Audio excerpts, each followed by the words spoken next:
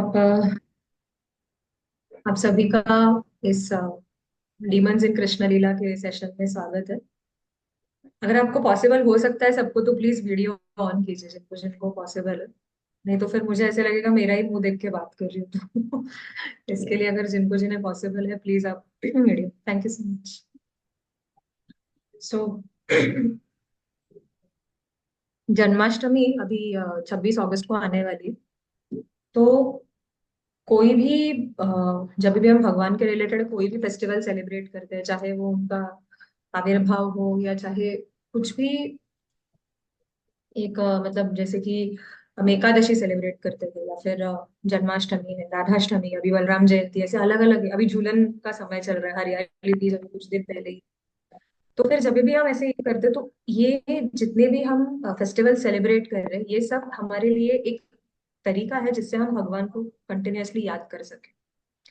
तो अभी जन्माष्टमी आ रही है, तो जन्माष्टमी के लिए पूरी तरह से चेतना बनाए रखने के लिए हमने सोचा कि एक ऐसा सेशन शुरू करेंगे जिससे आपका, तो मैं खुद के लिए कर रही हूँ बिकॉज अगर आप लोग नहीं होते तो मैं टाइम पास करते रहती थी कुछ ना कुछ। पर आप लोग हो इसके लिए फिर मुझे थोड़ा पढ़ना पड़ेगा, फिर कुछ ना कुछ सुनना पड़ेगा, तो इसलिए इसमें भगवान को याद करते रहने में थोड़ी चेतना लगी रहेगी। चलिए शुरू करते हैं। आप सबका बहुत बहुत धन्यवाद कि आप लोग ज्वाइन करने के लिए रेडी हो गए। Start with our prayers. ॐ अज्ञानतिमिरान्धस्य ज्ञानाञ्जनशलाकया चक्षुरुन्मीलितं येन तस्मै श्रीगुरवे नमः। मूकं करोति वाचालं पङ्गुं लङ्घयते गिरिं यत्कृपातमं वन्दे श्रीगुरुं दीनतारिणम्। नमो विष्णुपादाय कृष्णप्रेष्ठाय भूतले श्रीमते भक्तिवेदान्तस्वामिनीति नामिने। नमस्ते सरस्वती देवे गौरवाणी प्रचारिणे निर्विशेषशून्यवादी पाश्चात्यदेशतारिणे। जय श्री कृष्ण चैतन्य प्रभु नित्यानंद श्री अद्वैता गदाधर शिवासादि गौरभक्तवृंद। हरे कृष्णा कृष्ण कृष्णा हरे हरे, हरे राम राम राम हरे हरे। गुरवे गौरचन्द्राय राधिकायै तदालये कृष्णाय कृष्णभक्ताय तद्भक्ताय नमो नमः।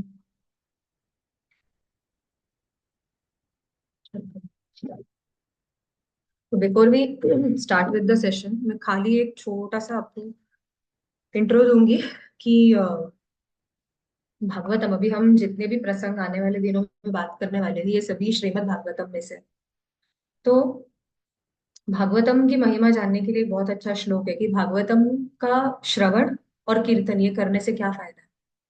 तो भागवतम के अंदर ही इसका श्लोक है, शृण्वताम स्वकथा कृष्ण पुण्य श्रवण कीर्तनात् हृदयंतस्तो ही अभद्राणि विधुनोति सरित्सताम।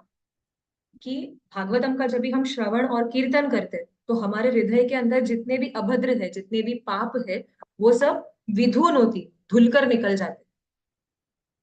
तो फिर इसके लिए हमारे चेतना का जो है वो शुद्धिकरण हो जाता है।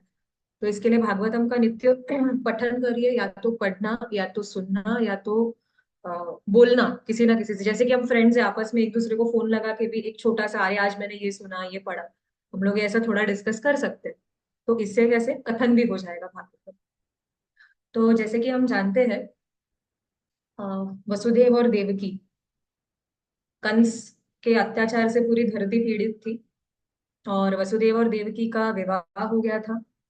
कंस बड़े प्यार से वसुदेव और देवकी को, उनके मतलब देवकी को उनके ससुराल छोड़ने जा रहे थे, और तभी आकाश में आकाशवाणी हो जाती है कि देवकी का 8वां पुत्र जो है वो तुम्हारा काल बने। और इस प्रकार कंस पहले तो देवकी को मारना चाहता है, लेकिन वसुदेव महाराज बीच में आते हैं और कहते हैं कि मैं मेरी हर एक संतान तुम्हें सौंपूंगा, तुम देवकी को छोड़ दो।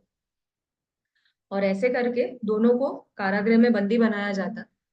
और फिर देखते हैं हम कि जैसे 6 संतान होती है, पहले 6 संतान जो है उन सभी को कंस जन्म होते ही पटक कर मार देता है, इतनी क्रूरता से। 7वीं जो संतान होती है देवकी की, वो योग माया जो भगवान की शक्ति है, ये 7वीं संतान जो है ये स्वयं बलराम जी होते हैं। तो योग माया उन्हें क्या करती है, देवकी के गर्भ में से उन्हें ट्रांसफर कर देती है रोहिणी माता के गर्भ में। वे बलराम जयंती भी आने वाली है 19 तारीख को, तो थोड़ा सा बलराम जी के बारे में भी बात करेंगे। और जब भी वो ट्रांसफर होते तो सबको ऐसे लगता है कि देवकी का मिसकैरेज हुआ, ओके। लेकिन ऐसे नहीं हुआ है। एक्चुअली उनका जो गर्भ है वो रोहिणी माता वृंदावन में रहती है उस समय, नंद बाबा के पास। तो वहां पर उस गर्भ को ट्रांसफर किया जाता है। इसके लिए ये जो सातवां गर्भ है, ये एक्चुअल में तो है बलराम जी, लेकिन उनका एक और नाम पड़ता है संकर्षण। संकर्षण मतलब जिसे आकर्षित किया गया एक गर्भ में से दूसरे गर्भ, तो वो है संकर्षण। ठीक है। और फिर आठवें गर्भ तक भविष्यवाणी के हिसाब से भगवान स्वयं आते हैं। तो अभी काफी लोग ये क्वेश्चन पूछते हैं कि इतने भगवान आठवें क्यों आए, पहले ही भी तो आके कर सकते थे ना, फिर देवकी वसुदेव की इतनी पीड़ा बच जाती थी। तो आचार्य कहते हैं कि ये जो पहले के 6 संतान है, ये हमारे हृदय के अंदर के 6 अनर्थों को रिप्रेजेंट करते हैं। काम, क्रोध, मद, मोह, लोभ और मत्सर। फिर जैसे ही गुरु, बलराम जी जो है ये गुरु तत्व है, जैसे ही गुरु का हमारे जीवन में प्रवेश होता है, ये काम, क्रोध, लोभ, मोह, मद की जो गंदगी है उसे हमारे गुरु निकालते हैं, हमारे चेतना को पूरी तरह से निर्मल बनाते हैं, और फिर ही भगवान वहां पर प्रवेश करें। क्योंकि भगवान जो है वो परम शुद्ध है, वो किसी गंदे जगह पर आके बैठेंगे नहीं। और हमारा हृदय तो इतने जन्म जन्मांतर से बोलते हैं ना, कचरे से भरा हुआ है। तो इसके लिए गुरु का आना मतलब ये इसका एक रिप्रेजेंटेशन है। और दूसरी शास्त्रीय कहानी इसके पीछे ये भी है कि कालनेमी नाम का एक राक्षस होता है, और ये जो 6 अ, अ, बच्चे होते हैं देवकी के पहले, ये पूर्व जन्म के इसी के ही पुत्र होते हैं जिन्हें श्राप मिला रहता है। और यही कालनेमी कंस बनकर आता है और अपने ही पुत्रों को मारता है 6 पुत्रों को। तो ये ऐसी भी एक कथा है। तो कृष्ण का जन्म होता है, वसुदेव महाराज कृष्ण को गोकुल ले जाते हैं उनके ही कहने पर, और वहां पे यशोदा मैया के पास रख देते। यशोदा मैया के पास जो कन्या ने जन्म लिया है उसे लेकर वो वापस इधर कारागृह में आ जाते हैं। कंस वहां पर जब आता है तो पहले तो शॉक हो जाता है, अरे पुत्र होने वाला था, ये तो पुत्री हो गई, मतलब आकाशवाणी इधर थोड़ी सी गलत निकली। और जैसे ही वो इस लड़की को भी उठाकर पटकने वाला रहता है, उसी समय ये लड़की उसके हाथों से छूटकर आकाश में जाती है और योग माया का रूप धारण करती है, यानी कि दुर्गा देवी। अभी दुर्गा देवी जो है ये कंस की ही अधिष्ठात्री देवी है। कंस दुर्गा देवी को बहुत पूजते थे। और वो लिटरली मतलब भागवतम में ऐसे लिखा है, she kicks him on the head, sir पे लात मारती है कंस के, और आकाश में जाकर रुक जाती है। और कहती है कि मूर्ख, तुम्हारा काल जो है वो किधर और जन्म ले चुका है। ओके। तो तुम क्यों व्यर्थ में देवकी और वसुदेव को परेशान कर रहे हो। तो ये सुन के कंस थोड़ा होश में आ जाता है कि अरे बाप रे, मैंने क्या किया। एंड फिर वो देवकी वसुदेव से माफी मांगता है कि अरे मुझे माफ कर दो। फिर बहुत फिलोसॉफी बोलता है, भगवत गीता पूरी सुनाता है लिटरली। अगर आप भागवतम पढ़ोगे तो वो पूरी भगवत गीता वहां पे फिलोसॉफी सुना रहे हैं। हम शरीर नहीं है, हम आत्मा है, हमारे कर्म जो हमारे पास आते हैं वो किसी ना किसी को निमित्त बनाकर आते हैं, तो मैं तो बस निमित्त हूँ, तो आपको मेरे अगेंस्ट गुस्सा नहीं रखना चाहिए, तो मुझे माफ कर दो, ऐसे सब करके वो पूरा फिलोसॉफी बताता है। एक्सेलेंट फिलोसॉफी एकदम, पूरा भगवत गीता जशी आहे तशी रिपीट होता है वहां पे बट बाद में अगर हम देखेंगे तो बोलते हैं ना, हरकतों से बाज नहीं आता। एंड पूरे अपनी बोलते हैं ना टोली की मीटिंग बुला लेता है, राक्षस टोली जो है, कि मैं क्या करूं, किधर और जन्म ले चुका है। फिर सभी एक डिसीजन पे पहुंचते हैं, पिछले 10 दिन में जितने भी बच्चे जन्मे हैं उनका वध कर देते हैं। मतलब उसमें एक ना एक तो मेरा काल होगा ही। तो इसके लिए अभी बुलाना किसे है। तो देखिए ये राक्षस भी जो होते हैं उनके मतलब ये जितने भी नेगेटिव एलिमेंट्स है उनके अलग अलग कैटेगरीज है। अगर आप भागवतम पढ़ेंगे उसमें भी आपने ये टर्म सुने रहेंगे, ब्रह्म राक्षस, पिशाच, प्रेत, बराबर। तो पूतना ये जो कैटेगरी है, पूतना एक्चुअली मतलब उसका नाम भी है, और at the same time Putana is also category of राक्षस। राक्षस उनका कैसे होता है, अभी राक्षस उन्हें कहते हैं जो इंसानों को मारते हैं, लेकिन उनके एक स्टैंडर्ड होते हैं। इंसानों को मारने के लिए भी वो स्त्रियों को नहीं मारते, वो छोटे बच्चों को नहीं मारते, वो बूढ़े व्यक्तियों को नहीं मारते, यानी कि जो सशक्त है जिनसे वो लड़के उन्हें खा सकते हैं। जैसे कि हिडिंब, आपने महाभारत में देखा होगा, हिडिंब और हिडिंबा। हिडिंब राक्षस था, भीम से लड़के युद्ध करके खाने के लिए, तो उनका भी एक स्टैंडर्ड होता है। लेकिन पूतना ये कैटेगरी ऐसे होती है कि नए जन्मे हुए बच्चों को मारकर खा जाती है।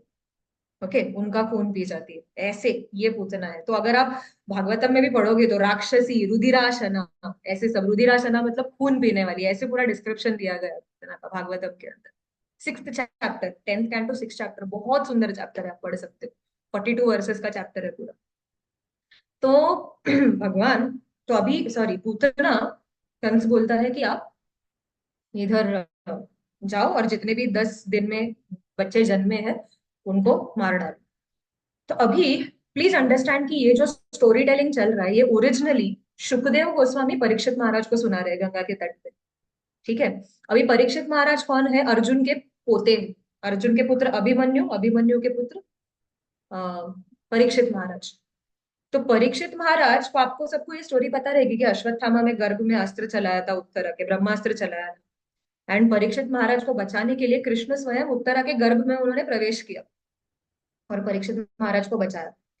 तो गर्भ के अंदर ये जो बालक है परीक्षित महाराज है, ये देख रहे थे कि अरे कोई तो आया है, बहुत ही सुंदर दिखता है, मुझे बचाया ब्रह्मास्त्र से।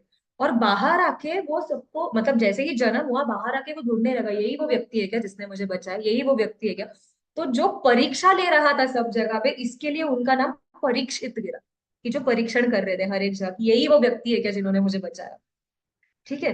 और बाद में परीक्षित महाराज को श्राप मिलता है कि 7 दिन के अंदर आपकी मृत्यु होगी, वो और लंबी कथा है। तो इसके लिए परीक्षित महाराज जो है गंगा तट पर बैठ के सुखदेव गोस्वामी से ये कथा सुन रहे हैं। तो आप देखोगे दो ही वर्सेस है स्टार्टिंग में। एंड तीसरे वर्स पे अगर आप देखेंगे सुखदेव गोस्वामी सेकंड वर्स में वो कहते हैं कि कमसेन प्रहिता घोरा पूतना बालघातिनी।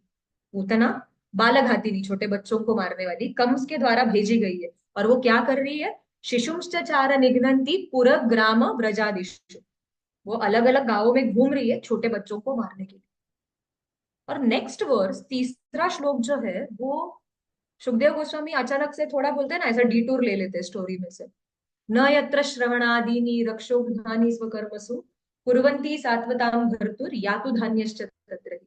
तो इसका मीनिंग ये है कि जिस भी जगह पे भगवान के नाम का भी गुणगान किया जाता है, ऐसे जगह पर यातुधानी, मतलब अगेन ये राक्षसों की एक कैटेगरी है, यातुधानी पिशाच वगैरह जो भी है वो सब रह नहीं सकते। तो उस जगह का क्या कहना जहां पे भगवान कृष्ण स्वयं विराजमान थे, तो पूतना वहां पर कोई नुकसान नहीं कर सकती। ऐसे सुखदेव गोस्वामी परीक्षित महाराज को आश्वासन दे रहे। तो ये ऐसे क्यों कर रहे हैं? ओके। तो आचार्य बताते हैं, भागवतम के आप देखोगे तो परपोट में भी पढ़ सकते हैं कि परीक्षित महाराज जैसे स्टोरी सुन रहे थे, वो इतने मग्न हो चुके थे स्टोरी में कि वो पूतना का डिस्क्रिप्शन सुन के डर गए पूरी तरह से। कि व्हाट इफ पूतना ने कृष्ण को, मतलब बोलते हैं ना, ढूंढ लिया, तो कृष्ण का क्या होगा? अभी कोई ये सोचेगा अरे तुमको गर्भ में तो कृष्ण ने ही बचाया था, तो नेचुरली कृष्णा बचने वाले, लॉजिकल दिमाग ऐसे सोचेगा कि कृष्णा तो बचने वाले हैं, मुझे गर्भ में कृष्णा ने ही बचाया हुआ है। बट इनका कथा में अब्जॉर्प्शन इतना है परीक्षित महाराज का कि सुखदेव गोस्वामी जो बोल रहे हैं he is living in it. तो आचार्य ये कहते हैं कि हमें भी भागवतम का श्रवण ऐसी चेतना से करना। We have to live through the character, ना कि ऐसे सोचना। यूजुअली कैसे होता है, कोई स्टोरी चालू हो गया, अरे ये तो मालूम है, वो ही सुनना पड़ेगा अभी फिर से, ये हमारा मेंटालिटी होता है। लेकिन जो भक्त होते हैं वो उस तरीके से सुनते हैं दैट की जैसे कि वो पहली बार सुन रहे हैं। और ऐसे सुनने से, ऐसे श्रृण्वताम स्वकथा कृष्ण से विदुनोति सुहृत्सताम, जो हमने पहले डिस्कस किया, इस तरह से इन्वॉल्व होके सुनने पर। एंड देन परीक्षित महाराज को आश्वासन देके सुखदेव गोस्वामी वापस स्टोरी पे आ रहे हैं। तो वो बताते हैं कि पूतना क्या करती है, वो एक बहुत सुंदर स्त्री का रूप धारण करती है एंड वृंदावन में प्रवेश करती है। इतनी सुंदर कि व्रजवासी पहचान ही नहीं पाते कि ये राक्षसी है। अगर वो ओरिजिनल रूप में गई तो प्रॉब्लम हो जाएगा, बिकॉज वृंदावन में सभी बहुत सुंदर है, सभी भगवान के भक्त है, सभी सुंदर दिखते हैं, और उसमें एक राक्षसी आ गई तो नेचुरली पहचानेंगे और उसे बच्चों के पास जाने नहीं देंगे। तो इसके लिए वो एक सुंदर स्त्री का रूप धारण करके, so that she can blend in the crowd और जा सकती।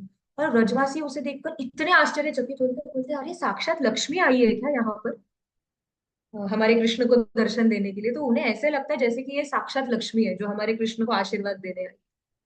और ऐसे करते करते, बिकॉज कोई उन्हें रोक नहीं रहा है पूतना को, तो वो चली जाती है नंद महाराज के घर, डायरेक्टली एंट्री लेती है, कोई उन्हें रोकता भी नहीं। एंड वहां पे 6 दिन के कृष्णा, एक्चुअली जब भी पूतना आती है तो कृष्णा 6 दिन के रहते हैं। सनातन गोस्वामी अपने दिग्दर्शनी टीका में कहते हैं कि पूतना शनिवार के दिन आई थी। अगर हम लोग एस्ट्रोलॉजिकली भी देखें तो शनिवार बहुत बुरा दिन होता है। तो आप अभी इससे कैलकुलेट कर सकते हो कृष्ण का जन्म कौन से दिन पे हुआ था, अगर शनिवार को कृष्ण 6 दिन के थे, मंडे। ओरिजिनल जो था वो मंडे, और इस बार भी जन्माष्टमी एक्चुअली मंडे को ही आ रही, सो इट इज एक्चुअल, हम लोग लाइन में है जो 5,000 साल पूर्व हुआ उसके।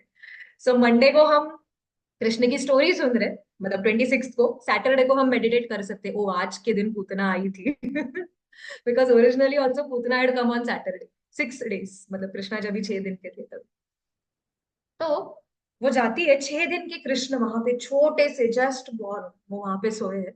एंड वो इतने प्रेम से कृष्ण जाती है, कृष्ण को उठाकर अपने गोद में रखती है और उसे मतलब अंदर जाती है कृष्ण को देखने के लिए इतनी ममता से। तो यशोदा मैया और रोहिणी मैया जो इनको देख रही है, यशोदा मैया सोचती है पक्का मैं ही इसकी माँ हूँ कृष्ण की, या ये है, क्योंकि वो बाहर से इतना प्रेम दिखा रही है। तो यशोदा मैया खुद कंफ्यूज हो जाती है, अरे ये तो मेरे लाला से मुझसे भी ज्यादा प्रेम करती है, तो पक्का इसकी माँ मैं ही हूं या ये है। तो वो कंफ्यूज हो गई है वहां पे, और इसके लिए वो पूतना को रोक भी नहीं रही है। एंड पूतना जाकर, एंड जैसे ही आती है, बहुत इंपॉर्टेंट है, कृष्ण जैसे ही पूतना को देखते हैं आते हुए, आचार्य कहते हैं कि वो अपनी आंखें बंद कर देते हैं। अभी ये एक आंख बंद करने के पीछे आचार्यों ने कम से कम 20 से 25 रीजंस दिए कि कृष्ण ने क्यों अपनी आंखें बंद की पूतना को देखकर। तो उसमें से हम लोग एक दो ही बात करेंगे। तो एक रीजन ऐसा है कि कृष्ण आंख बंद करके मेडिटेट कर रहे थे कि पूतना के अंदर कुछ तो अच्छा है क्या, इसने कभी कुछ अच्छे कर्म किए हैं क्या, ताकि मैं इसका उद्धार कर सकूं। ये एक रीजन था आंख बंद करने का। दूसरा रीजन ऐसा था कि कृष्ण बोल रहे थे, अरे मैंने इस पृथ्वी पर जन्म लिया परित्राणाय साधूनां विनाशाय च दुष्कृताम्, बुरे लोगों का संहार करने के लिए, और पहला राक्षस जिसको मुझे मारना है वो एक स्त्री। पिछले अवतार में भी यही हुआ था, मैं राम बनकर आया और पहला राक्षस जिसे मारना था वो ताड़का निकली, स्त्री निकली। और इस अवतार में भी वही हो रहा है कि पहला राक्षस जो है वो स्त्री ही है, और ये तो माँ के रूप में आई है, वो तो कम से कम राक्षसी बन के आई। ओके, ये तो माँ का रूप लेकर आई है।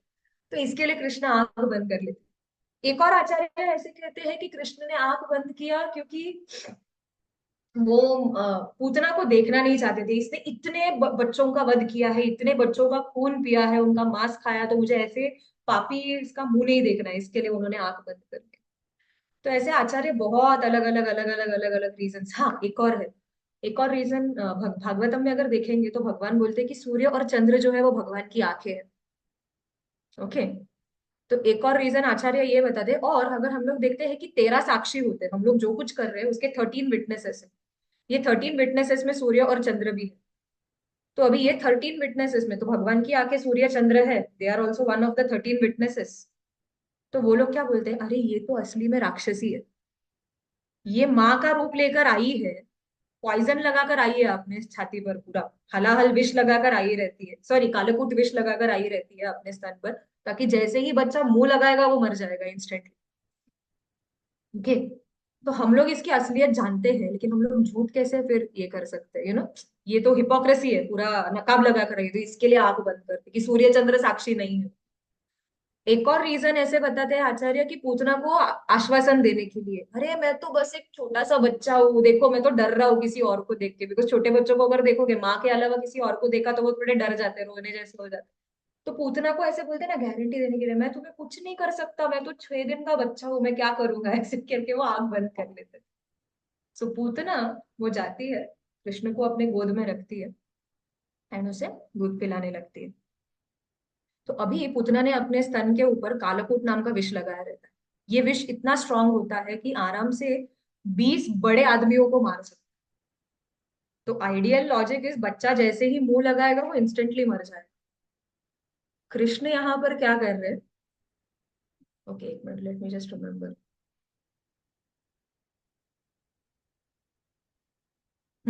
तस्मिन् स्तनं दुर्जरवीर्यमुल्बणम् घोराङ्कमादाय शिशोर्ददावत् गाढं कराभ्यां भगवान प्रपीड्य तत् प्राणैः समं रोष समन्वितो पिबत। तो यहाँ पर आचार्य कहते हैं रोष समन्वितो पिबत, कि रोष के साथ भगवान ने पी लिया।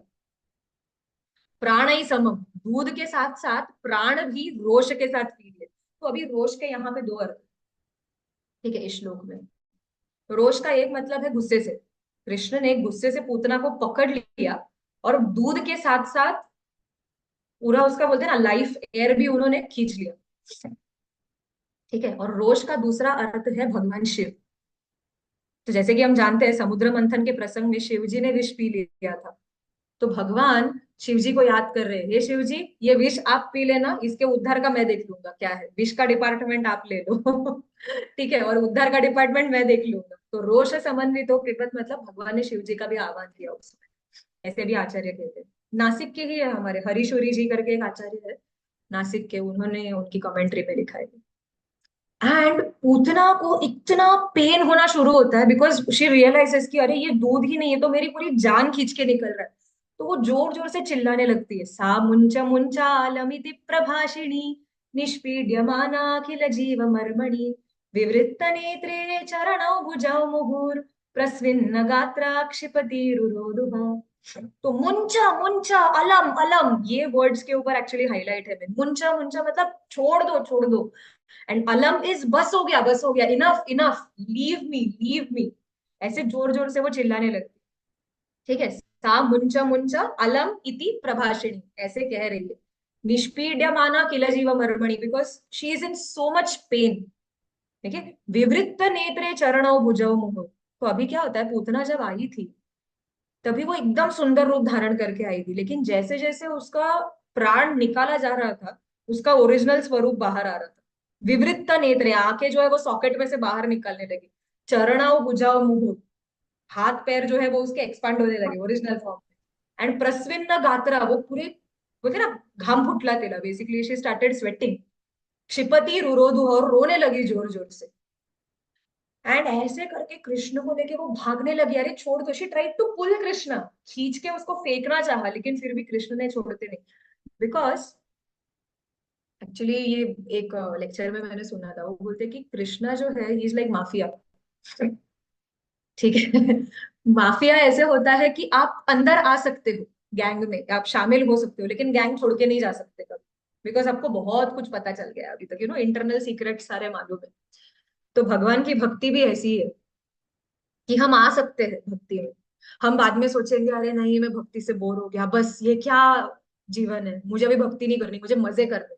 लेकिन जैसे ही हम मजे करने जाएंगे, पार्टी करने गए फ्रेंड्स के साथ, फिर हमें तभी भगवत गीता के सब श्लोक याद आने लगते, ओ माय गॉड। ऐसे करूंगा तो ये कर्म लगेगा, वैसे करूंगा तो वो कुछ हो जाएगा। So this is like mafia. अभी एक ट्रू इंसिडेंट है, मैं आपको बताती हूँ कि how Krishna never leaves his devotee. कभी नहीं छोड़ेंगे। एक बार अभी आप आ गए भक्ति में, आप फंस गए हो, सब लोग, all of us who are in the call, हम लोग फंस चुके हैं परमानेंटली। बिकॉज कृष्णा जो है वो पकड़ना जानते हैं, छोड़ना नहीं जानते। परम पूज्य राधा गोविंद महाराज कहते हैं कि अगर कोई व्यक्ति आग में हाथ डालेगा, चाहे वो छोटा बच्चा हो, चाहे वो बड़ी व्यक्ति हो, वो बूढ़ा हो, कोई भी हो, जिसे पता भी नहीं कि आग क्या है, फिर भी वो जलेगा, क्योंकि आग की प्रॉपर्टी है जला। भगवान भी ऐसे ही है, एक बार पकड़ लेंगे ना, वो छोड़ नहीं सकते, बिकॉज हमसे ज्यादा वो आतुर है कि हम उसके उनके पास वापस जाए। ठीक है, और एक बार हम बस खाली हमें एक ही चीज करना है, जाके उनके पास just, Krishna I want to be yours. Ramayan में एक बहुत प्रसिद्ध श्लोक है, सकृद एव प्रपन्नो यस् तवास्मीति स याचते अभयम सर्वदा तस्मै ददामि एतद् व्रतम। बोलते सकृद मतलब सिर्फ एक बार, सकृद एव प्रपन्नो यस् तव अस्मि मतलब मैं आपका हूं, इति स याचते जो कोई भी बोलेगा, अभयम सर्वदा तस्मै मैं हमेशा हमेशा के लिए उसे अभय अभय प्रदान करूंगा, ददामि एतद् व्रतम मम ये मेरा व्रत है। तो भगवान every single place he is telling, even once if you tell me I am yours, हो गया। देन माफिया, हम लोग घुस गए गैंग के अंदर, अभी अभी छूटेंगे नहीं यहाँ से। तो एक लंदन में एक भक्त थे, वो भक्ति में आने के पहले उनको फिशिंग का बहुत शौक था, फिशिंग करने का, क्योंकि वहां पे फॉरेन कंट्रीज में यही हॉबी होती है, फिशिंग करो।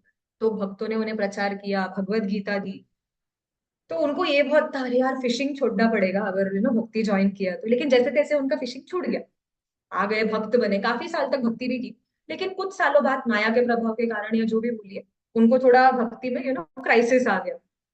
उनका विश्वास हट गया भक्ति पे से, और उन्होंने सोचा बस अभी मुझे भक्ति नहीं करनी, आई डोंट वांट, मुझे इस्कॉन से कुछ लेना देना नहीं है, मुझे भक्ति नहीं करनी है, मुझे कृष्णा क्या है कुछ भी लेना देना नहीं। तो उन्होंने गुस्से में क्या किया, उनके पास जो भगवत गीता थी उसको कचरे के डब्बे में डाल दिया। ठीक है, भगवत गीता को डाल दिया कचरे के डब्बे में। और भक्त लोग उन्हें आके कांटेक्ट नहीं करे, क्योंकि भक्त कैसे हम लोग फॉलो अप करते हैं ना, कि अरे आप क्यों नहीं आए, क्या हो रहा है, आप क्यों नहीं आ रहे हो? तो फॉलो अप नहीं करना चाहिए बोल के उन्होंने अपना फोन नंबर बदला, एड्रेस बदला उन्होंने। वो लिटरली 200 किलोमीटर दूर किधर तो शिफ्ट हो गए। ओके। एंड बिकॉज भक्ति तो छोड़ दी थी, अभी फेवरेट चीज क्या करना चालू किया, फिर से फिशिंग।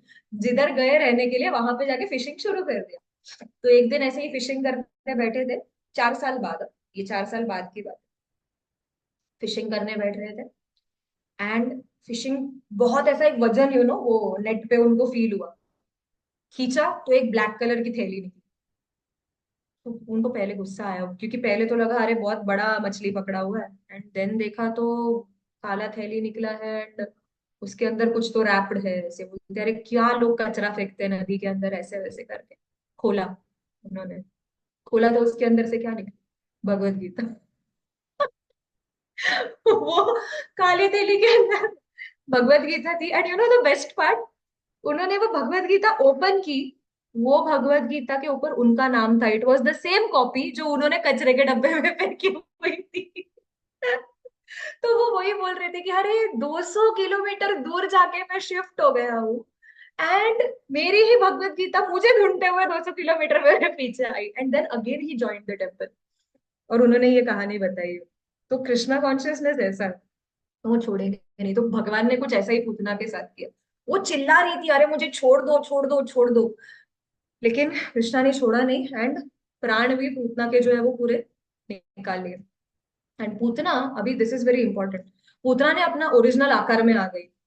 एंड वो जाकर कहाँ गिरी, पूतना ने किसी भी गोप गोपी गाय ब्रजवासी का घर किसी का भी नुकसान नहीं किया। गोकुल महावन जहाँ पे ये लीला हुई उसके थोड़े से बाहर ही कंस का एक बड़ा सा गार्डन, भगवान बराबर उसको वहां तक लेके गए। वो कंस के गार्डन में ही गिरी और कंस के ही गार्डन का नुकसान कराया पूरा। तो कंस के गार्डन में जितने भी पेड़ थे वो सब गिर गए, और बिकॉज 12 मील लंबा पूतना का शरीर होता इसके बाद ओरिजिनल फॉर्म में। एंड अभी सभी ब्रजवासी अगर देखेंगे ये इतने डर गए कि अरे ये छोटा सा बच्चा 6 महीने का और ये राक्षसी उसे ऐसे लेके गई है। तो सभी ब्रजवासी भागने लगे वहां पर पीछे। और वहां पर देखा तो कृष्ण जो है वो खेल रहे पूतना के डेड बॉडी को। तो माताओं ने जाके विष्णु को ले लिया। तो अभी उन्हें वो डर की राक्षसी ने उसको काटा तो नहीं होगा, ये उसके ऊपर कुछ मंत्र तो नहीं किया होगा। तो इन्होंने क्या शुरू किया, विष्णु को लेकर गोमूत्र और इससे पूरा पवित्र किया। ठीक है, गोमूत्रेण स्नापयित्वा, गोमूत्र से स्नान डाला, पुनर्गोरज सार्भकम, गाय के पैरों की जो धूली है वो, और गोबर, इन दोनों को मिक्स करके विष्णु को पूरा ये किया। रक्षाम चक्रुश्च शकृत द्वादशांगेषु नावधि। तो ऐसे करते करते, और क्या, गाय का जो पूंछ होता है उससे सटाकर भगवान को उन्होंने शुद्धिकरण किया कि तुम्हारी रक्षा करने चाहिए। ओके। एंड देन ये एक और बहुत हम अच्छी चीज यहाँ पे सीख सकते हैं।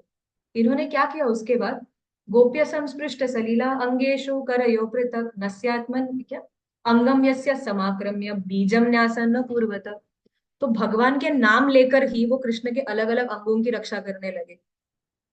मैं मणिमान प्रोटेक्ट योर नीज, ऐसे अव्याद जोंग्री मणिमाम स्तव जानव तो, बहुत अच्छे अच्छे श्लोक है, आप पढ़ सकते हो इसमें। कि आप बोलते ना मणिमान भगवान आपके पैरों की रक्षा करे। ठीक है, हृद केशव, बस हृदय का जो है केशव भगवान आपके हृदय की रक्षा करे, ईन भगवान आपके कंठ की रक्षा करे, भुजाओं की रक्षा विष्णु करे। तो भगवान के नाम लेकर ही वो भगवान की रक्षा कर रही है। यहाँ पे ये प्रूफ मिलता है कि भगवान नाम भगवान से भी श्रेष्ठ है। क्योंकि भगवान ने अपने नाम के अंदर अपनी सारी शक्ति डाली है, इतनी शक्ति डाली है कि खुद भगवान की भी जब रक्षा करनी होती है तो गोपियां भगवान नाम को लेके उनकी रक्षा करती है। और नेचुरली हमें एक और तो जानती है कि गौ माता की क्या महिमा है। कि भगवान को बोलते हैं ना, गोधूली से गोमूत्र से गोबर से अगर उन्हें स्नान डाला जा रहा है तो ये गौ माता कितनी पूजनीय है हम सबके लिए। ठीक है। एंड उसके बाद ब्रजवासी जितने भी थे उन्होंने क्या किया, पूतना के शरीर को काट कर उसे जलाना शुरू कर दिया। तो यूजुअली हम लोग देखेंगे डेड बॉडी जब भी जलाते हैं तो तभी स्मेल बहुत ही गंदी आती है। लेकिन क्योंकि पूतना के शरीर को भगवान ने स्पर्श किया था तो उसमें से अगुरु की सुगंध आने लगी। अभी ये अगुरु क्या होता है, अगुरु इज एक बहुत ही फ्रेग्रेंट ये होता है, परफ्यूम होता है। ओके। और कितने तो मीलों तक ये अगुरु की जो सुगंध है वो सब जगह फैल गई। तो सबको ऐसे लगा कि अरे बलि महाराज सुतल लोक में यज्ञ कर रहे हैं या फिर स्वर्ग लोक में इंद्र यज्ञ कर रही है, इतनी अच्छी सुगंध आ कहाँ से रही है। और फिर उन्हें पता चला कि अरे ये तो पूतना के शरीर से आ रही है, तो उन्हें पता नहीं चला कि अरे ऐसे क्यों हुआ। एंड फिर नंद महाराज, ये सब जब भी चल रहा, ये सब जब चल रहा था, तो नंद महाराज जो है वो मथुरा गए हुए थे कंस को, बोलते ना, कर चुकाने के लिए। एंड वो वापस आते हैं और देखते कि इधर इतना बड़ा राक्षसी का शरीर पड़ा हुआ है और वो चल रहे हैं सब।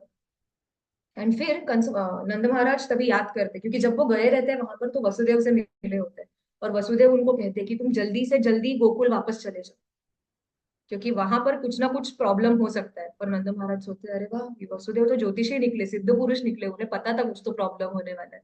क्योंकि वसुदेव महाराज ने कंस के सारे पहलू देखे हुए थे, उन्हें पता था कि कंस का, बोलते हैं ना, मानसिक स्थिति कैसा है और वो कैसे काम कर सकता है। एंड फिर सभी ब्रजवासी मिलके भगवान, मतलब किसी के भी मन में ये नहीं आया कि कृष्ण ने पूतना को मारा। सभी क्या सोच रहे, ये बालक को पूतना उठाकर लेके गई, लेकिन ये बालक के ऊपर जो है विष्णु की रक्षा थी, विष्णु ने रक्षा की इस बालक, और इसके लिए ये बालक बच गया, ऐसे करके। एंड अभी अगर देखने जाएंगे तो पूतना को क्या गति मिली मृत्यु के बाद। तो भागवतम के तीसरे स्कंद में बहुत अच्छा श्लोक है, आप इसे बाय कर सकते हो, बहुत ही सुंदर श्लोक है। अहो बकीयम स्तनकालकूटम जिघांसयापाय यदप्यसाध्वी लेभे गतिं धातृचितं ततोऽन्यं कं वा दयालुं शरणं व्रजेम। उद्धव जो है, ये मैत्रेय ऋषि से कह रहे हैं, फिर सॉरी विदुर से कह रहे हैं कि अहो बकीयम स्तनकालकूटम। पूतना का एक और नाम जो था वो था बकी। क्यों? क्योंकि बकासुर और अघासुर एंड पूतना, ये तीनों जो थे ये एक फैमिली थे, भाई बहन थे। ठीक है, तो बका की बहन का नाम बकी। ठीक है। अहो बकीयम स्तन कालकूटम, ये ऐसी बकी जिसने अपने स्तन पर कालकूट विष लगाया। और कैसी थी वो? जिघांस आपा ययदपि असाध्वी, असाध्वी थी। साध्वी मतलब वो जो बहुत ही अच्छे वृत्ति की हो, असाध्वी मतलब पापी और कुटिल वृत्ति की, तो उसे असाध्वी कहे। और उसका, मतलब बोलते हैं ना, उसका फेवरेट पास टाइम क्या था? मार डालना, मर्डर करना, बच्चों का खून पीना, बच्चों को मार डालना। तो ऐसे ऐसे व्यक्ति को भगवान ने क्या गति दी? लेभे गतिम धात्री उचितम ततुल्यम। पूतना को ऐसी गति मिली कि गोलोक वृंदावन में जाके वो भगवान कृष्ण की धात्री बनी। कम वा दयालु शरणम रचेम। तो जो पूतना भगवान को विष पिलाने आई थी, उसको भी भगवान ने धात्री की गति दी। इससे और दयालु आपको कौन मिल सकता है शरण लेने के? ऐसे उद्धव जी कहते हैं। इतने दयालु भगवान कृष्ण है। भगवान का एक स्वभाव है। हमारा स्वभाव कैसे है पता है? हमारा स्वभाव मक्खी की तरह है। मक्खी का स्वभाव कैसा होता है? बड़ा गार्डन होगा, उसमें एक किधर ना किधर कचरा गिरा रहेगा, हम बराबर, मक्खी जो है बराबर उस कचरे पे जाके बैठेगी। तो हमारा भी ऐसा नेचर है कि किसी के अंदर बहुत अच्छाइयां रहेगी, लेकिन उसके अंदर क्या बुरा है ना, हम बराबर उसे देखते हैं, अरे इसके अंदर ये प्रॉब्लम है, उसके अंदर वो प्रॉब्लम है। लेकिन कृष्णा जो है, कृष्ण को मधु कहते हैं, एक और नाम कृष्णा का मधु है। मधु क्यों? बिकॉज मधु का एक और मतलब है बी, हनी बी। ठीक है। हनी बी का स्वभाव कैसा होता है? पूरे कचरे में किधर एक फूल भी अगर आया रहेगा, तो जो मधुमक्खी है ना, वो बराबर उस फूल पे जाके बैठे। यानी कि भगवान और उनके भक्त भी ऐसे ही होते हैं कि कोई व्यक्ति कितना भी गया गुजरा क्यों ना रहे, उसके अंदर एक भी चीज अच्छी है ना, तो भगवान वो देखेंगे। तो पूतना भले ही विष लेकर आई कृष्ण को मारने की इच्छा से, कृष्ण ने क्या देखा? अरे ये तो मेरे मैया की तरह वस्त्र पहन कर आई है, पहला क्वालिफिकेशन। ये तो मेरे माँ के स्वरूप में आई है, ये मुझे दूध पिलाने आई। तो इसके लिए उन्हें धात्री की रूप दे दी। तो फिर सुखदेव गोस्वामी ऐसे कहते हैं कि अगर पूतना जो ऐसे इंटेंशंस के साथ आई थी कृष्ण को मारने के लिए, और उसको इतनी उच्च गति मिल सकती है, तो सोचो वृंदावन की जो गाय है और जो गोपियां हैं जो कृष्ण से वात्सल्य प्रेम करती थी, उनको क्या गति दी रहेगी भगवान? इतना प्रेम। ब्रह्मा जी, आप आगे जाके आप पढ़ो कि ब्रह्मा जी कृष्ण को बोलते हो कि हे भगवान, वो एक पूतना जो आपको दूध पिलाने आई थी, उसका आपने पूरा सह कुटुंब सह परिवार उद्धार कर दिया। पूतना का उद्धार किया, बकासुर का भी किया, अगासुर का भी कर दिया। तो अगर इतना प्रेम आप ऐसे व्यक्ति को दे सकते हो, ऐसे राक्षसी को दे सकते हो, तो ब्रजवासी जो आपको इतना प्रेम करते हैं, अरे उनका तो आपके ऊपर उधर चढ़ गया होगा। आप उनका ऋण ही नहीं चुका पाओगे, इतना प्रेम करते हैं वो आपसे। आप क्या उनको रिटर्न में दे दोगे? ऐसे कृष्ण मतलब ब्रह्मा जी भगवान से प्रार्थना करते आगे के, अगर इसमें हम देखेंगे तो ये पूतना का मतलब ये पूरी कथा है। ओके। एंड एंड में पूरे पूतना की कथा बोलने के बाद सुखदेव गोस्वामी लास्ट में कहते हैं, यह एतद् पूतना मोक्षम कृष्णस्यार्भकम अद्भुतम शृणुया श्रद्धया मर्त्यो गोविंदे लभते रतिम। कि जो भी इस पूतना वध की कथा को पूरी श्रद्धा के साथ सुनेगा, क्योंकि यह एतद् पूतना मोक्षम, पूतना मोक्ष के कथा को कृष्णस्य अर्भकम अद्भुतम यानी कि कृष्ण की इस अद्भुत बाल लीला, शृणुया श्रद्धया मर्त्यो जो पूरे श्रद्धा के साथ इसका श्रवण करेगा, गोविंदे लभते रतिम उसको बहुत ही जल्द भगवान गोविंद के प्रति प्रेम प्राप्त हो जाए।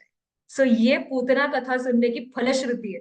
यूजुअली हम पूछते हैं ना इसमें मेरे लिए क्या है, what do I get. Okay. तो हमारे लिए ये है कि पूतना की कथा को श्रवण करने से और पूतना की कथा के बारे में चिंतन करने से हम भगवान के प्रति हमारे लिए बहुत जल्दी हमें प्रेम मिले।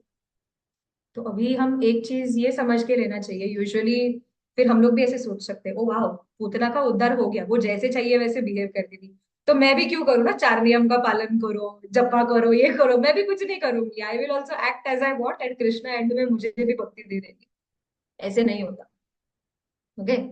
तो ये जितने भी असुर, अभी आगे जाके हम जितने भी असुरों की चर्चा करेंगे, ये सभी असुर अपने पिछले जन्म में, जैसे कि हमने पिछले भगवत गीता के क्लास में भी डिस्कस किया था कि हर एक के पीछे एक बैक स्टोरी है। भगवान ऐसे ही ये लीला नहीं रच रही है कि रैंडमली कोई भी आ गया और कुछ भी लीला हो। हर एक असुर का एक पिछला जन्म है जहां पे उन्होंने बहुत सारे सत्कर्म किए हुए, लेकिन कुछ तो श्राप के कारण राक्षस बन गए और भगवान के हाथों उद्धार हुए, क्योंकि भगवान के हाथों उद्धार होना इतनी छोटी बात नहीं है। बड़े बड़े योगियों को जो गति चाहिए होती है वो इन राक्षसों को मिली है। तो नेचुरली उन्होंने भी बहुत सारे सत्कर्म किए हुए। तो पूतना की बैक स्टोरी क्या थी, ये पूतना कौन थी? बलि महाराज आप सब जानते हैं बराबर, वामन देव के अवतार में बलि महाराज जो थे, बलि महाराज की एक पुत्री थी रत्नमाला। ठीक है। तो ये सब गर्ग संहिता में आता है ये पूरा डिस्क्रिप्शन। तो बलि महाराज ने पूरे विश्व पर विजय प्राप्त कर ली थी और वो यज्ञ कर रहे थे। और वामन देव भगवान इंद्र का जो भी खोई हुई संपत्ति है उसे वापस लेने के लिए कृष्ण भगवान वामन रूप में आए, छोटे से बटु, वामन मतलब जो एकदम छोटे, ठीक है, ड्वार्फ, उसको वामन कहते हैं। तो वामन के रूप में आए और वामन को देखकर ये रत्नमाला के मन में इतना प्रेम उत्पन्न हुआ कि ये कितना सुंदर बालक है, मुझे मतलब उसे ऐसी इच्छा उत्पन्न हुई कि अगर ये मेरा पुत्र होता तो मैं इसे दूध पिला दी। इतना वात्सल्य जो है रत्नमाला के मन में उठा वामन देव को देखकर। और फिर जैसे कि हम जानते हैं बलि महाराज से वामन देव ने वरदान मांग मतलब भिक्षा मांगी कि मुझे 3 पग जो है वो जमीन दे दीजिए। और देखते ही देखते वामन के हो गए त्रिविक्रम, बड़े से। एक पैर में उन्होंने पूरी धरती, एक पैर में पूरा आकाश, 14 प्लैनेटरी सिस्टम्स को 2 पैरों में ही कवर कर लिया। तीसरा कहाँ पर रखे सर, तो बलि महाराज बोलते मेरे सर पे रख, सॉरी तीसरा पैर कहाँ पर रखो, तो बलि महाराज ने कहा मेरे सर पर रख दीजिए। और फिर भगवान ने बरी महाराज के सर पे पैर रखा और लिटरली बरी महाराज को बोला आपने मुझे दिया हुआ वचन पूरा नहीं किया, क्योंकि तीसरा पैर रखने के लिए कोई जगह है नहीं, तो बंदी बनाकर उन्हें घसीट कर सभा में लेकर आए। ये भागवतम में आप पूरा डिटेल। तो जब ये देखा, तो रत्नमाला ने जब ये देखा कि मेरे पिता की ऐसी दुर्दशा की है इस बालक ने, तो वो तभी सोचती है अगर ये मेरा बेटा होता ना मैं तो इसे विष पिला देती ऐसे बेटे को। तो भगवान ने अगले जन्म में पूतना बनाकर दोनों इच्छाएं पूरी की। कि दूध पिलाने का भी चांस दिया पहला, और दूसरा विष पिलाने की जो इच्छा थी। तो भगवान जो है वो परमात्मा के रूप में हमारी हर एक इच्छा को देखते रहते हैं क्या है क्या नहीं, एंड अकॉर्डिंगली वो हमें उस इच्छा को पूरा करने के लिए सभी माध्यम प्रोवाइड करते हैं। तो यही रत्नमाला जो है वो अगले जन्म में पूतना का रूप लेकर आती है। अभी हमारे आचार्य एक और चीज ऐसे भी कहते हैं कि हर एक राक्षस जिनका कृष्ण ने वध किया, ये एक मनुष्य या फिर एक साधक के अंदर के एक अनर्थ को रिप्रेजेंट करता है। ठीक है। तो पूतना जो है ये सूडो गुरु यानी कि फॉल्स गुरु को रिप्रेजेंट करती है। क्योंकि पूतना का आप देख सकते हो तो दो कॉन्ट्रास्ट है पूरे स्टोरी में। वो बहुत ही सुंदर बन के आई, वो माँ का स्वरूप लेके आई, ठीक है। और एंडिंग में अगर देखोगे तो वो राक्षसी के अपने ओरिजिनल रूप में आ गई। ओके। एंड विष पिलाने का उसका असली इंटेंशन था। तो आजकल भी हम लोग देखेंगे मार्केट में कितने सारे गुरु है जो क्या बोलते हैं, जो मन में आए वो करो, बस प्राणायाम करते रहना, या फिर भगवान तो हृदय के अंदर है, जो चाहे वैसे कर सकते हो, ऐसे थोड़ी। या फिर कोई कोई तो एक और हाइट में ही भगवान हूँ, हम ही भगवान है, तुम भी भगवान, मैं भी भगवान, हम सब भगवान, यू नो। तो ऐसे अलग बोलते ना गलत प्रचार, तो ऐसे सूडो गुरु है। हमने भगवत गीता के सत्र में भी चर्चा की थी कि प्रामाणिक गुरु जो होते हैं वो संप्रदाय से जुड़े हुए रहते हैं, और जो संप्रदाय द्वारा आया हुआ ज्ञान है वो वैसे का वैसा सिखाते हैं, वो उसमें अपना हिडन इंटेंशन कुछ डालते नहीं। ठीक है। तो पूतना अगर यहाँ पे देखेंगे, वो आई एक इंटेंशन दिखा के, लेकिन उसका अपना हिडन इंटेंशन कुछ और था। जैसे कि काफी बार होता है, अभी हमारा मन भी एक्चुअली, हमारा माइंड भी एक सूडो गुरु है, इसी कैटेगरी में आता है। ठीक है। क्योंकि काफी बार क्या होता है, हमारा मन हमें कैसे बोलेगा, अभी सपोज लाइक फॉर एग्जाम्पल, चलो हमने डिसाइड किया मैं कल सुबह ब्रह्म मुहूर्त में उठ के चैंटिंग। ठीक है। डिसाइड किया सपोज, हम लोग डिसाइड करते, 4 बजे जैसे ही अलार्म बजता है, हमारा मन हमको क्या कहेगा, स्नूज दबा दे, 5 ही मिनट की तो बात है, we start making those plans. हम लोग ने क्या डिसाइड किया रहता है, 4 बजे उठेंगे, 4:30 बजे जप माला लेके बैठ जाएंगे, स्नान वान करके पूरा रेडी। तो देन मन हमको क्या बोलेगा, 5 मिनट और सोचा, ये एक बोलते हैं ना ब्रश फटाफट कर लेंगे, नहाते नहाते ब्रश कर लेंगे, वो 5 मिनट बच जाएंगे, 4:30 बजे डॉट हम लोग बाहर रहने वाले। बराबर। फिर वो स्नूज का बजता है, एक और स्नूज, एक और स्नूज, एक और स्नूज, करते करते बच जाते हैं 7। ओके। या फिर इससे भी सही, उससे भी अच्छा, एक्चुअली तो मेरे साथ ये काफी बार होता था, पढ़ाई करने बैठेंगे जब भी, स्कूल मेरे कॉलेज के टाइम पे, मैं ऐसे सोचती थी मैं 5 बजे पढ़ने बैठू, और तब तक कुछ तो टाइम पास करते रहती। फिर 5:01 बजता था क्लॉक में। तो फिर मैं सोचती थी 5:01 बज गया ना, 5:15 बजे 5:15 राउंड फिगर होना चाहिए, 5:15। फिर 5:15 तक जाएंगे तो वो 5:16 हो जाता था। जाने दो, ऐसे करते करते करते करते कितना टाइम चला गया पता नहीं चलता। तो दिस इज सूडो गुरु, हमारा माइंड भी ऐसे ही खेलता है हमारे साथ। एंड एंड में जब भी हमें गिल्टी फील होता है, 7 बजे उठेंगे और हमें गिल्टी लगेगा, अरे यार मेरा आज का मंगल आरती मिस हो गया, आज मैं सुबह गई नहीं, तो तभी माइंड चुप बैठेगा, तभी माइंड हमको बोलेगा नहीं कि मैंने ही सुझाया था ये रिस्पॉन्सिबिलिटी पूरा हमारे ऊपर डाल देगा, तुम उठे नहीं, 4 बजे अलार्म बजा था ना, तुम क्यों नहीं उठे। This is how the mind will actually tricks us, and ये पूतना, ये हमारे अंदर की पूतना है। ओके। सूडो गुरु जो हम हमारे मन की सुनते हैं ना, जो मन की सुनता है उसे मंकी बोलते हैं राधे श्याम प्रभु कहते हैं कि इसके लिए मन की सुननी ही नहीं है बिल्कुल भी।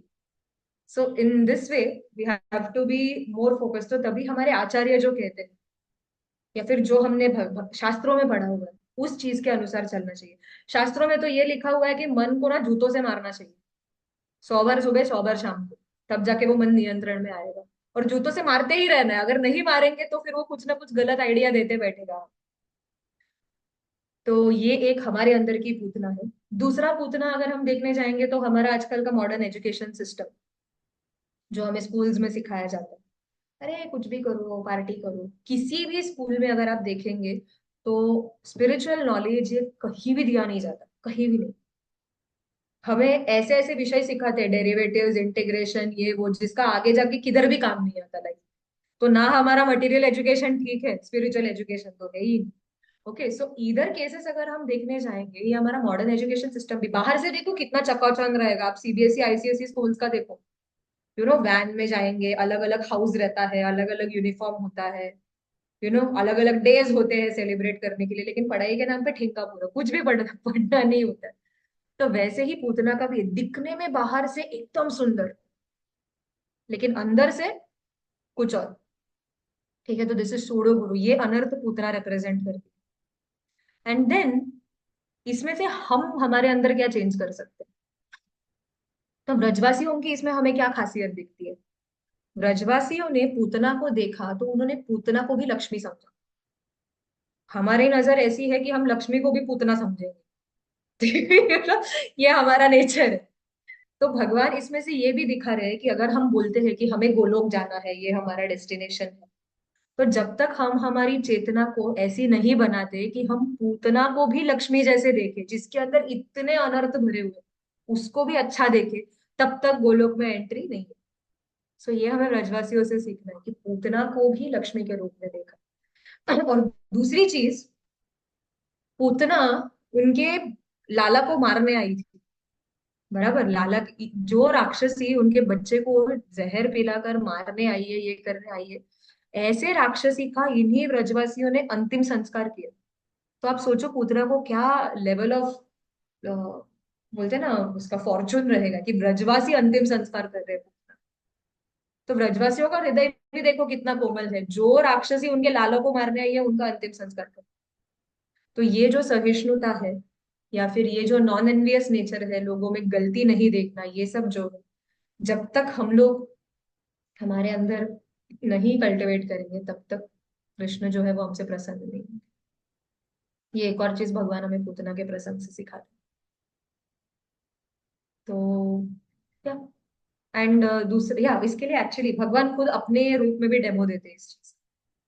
ठीक है, भगवान इसके लिए अलग अलग रूप धारण करते हैं, ताकि हमें पता चले कि हमें क्या करना है एग्जैक्टली। जैसे कि आप वेंकटेश्वर देखिए, बालाजी, बालाजी के आप दर्शन करेंगे तो बालाजी के स्वरूप के आंख जो है ना वो एकदम ऐसे छोटे छोटे, ऑलमोस्ट बंद आंखें हैं।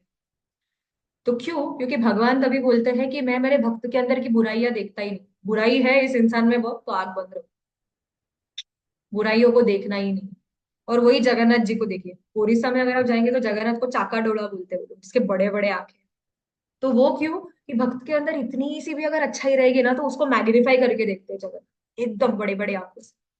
सो भगवान अपने खुद के रूप से भी हमें ये सिखा रहे हैं कि हमें बुराइयों को देखना नहीं है, उसे नजरअंदाज करना है, और अच्छाइयों को देखना है। हनी बी मेंटालिटी को कल्टीवेट करना है, ना कि हाउस फ्लाई मेंटालिटी। ओके।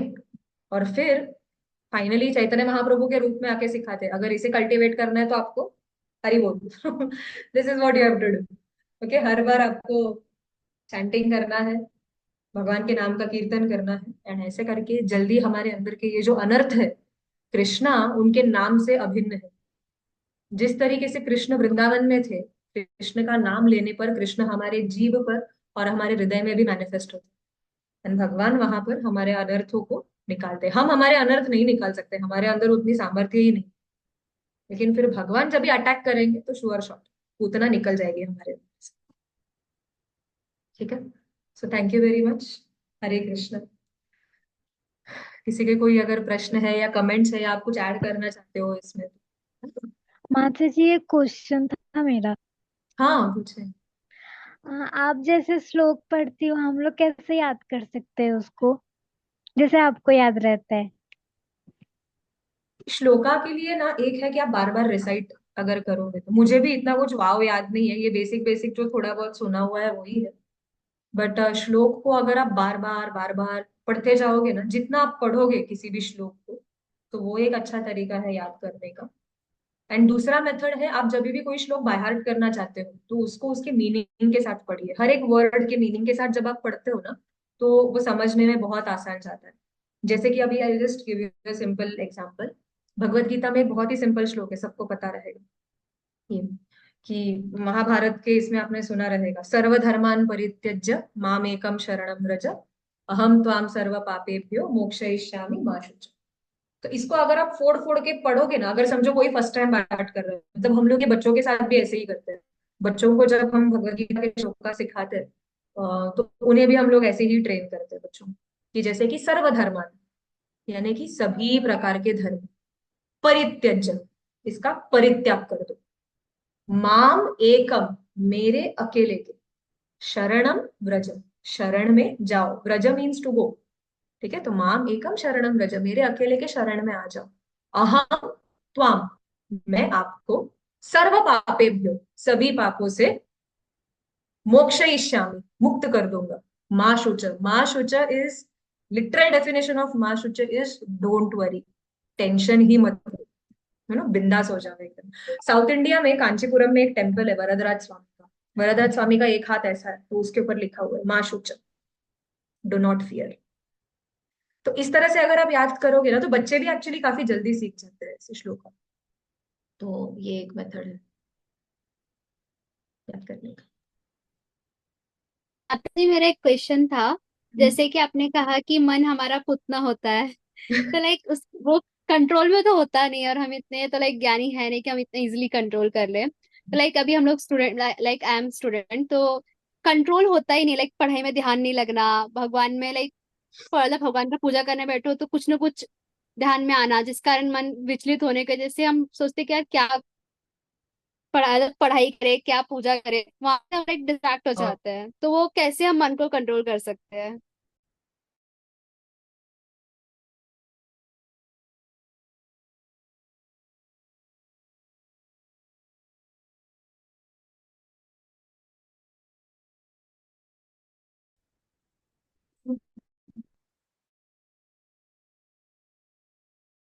कुछ ना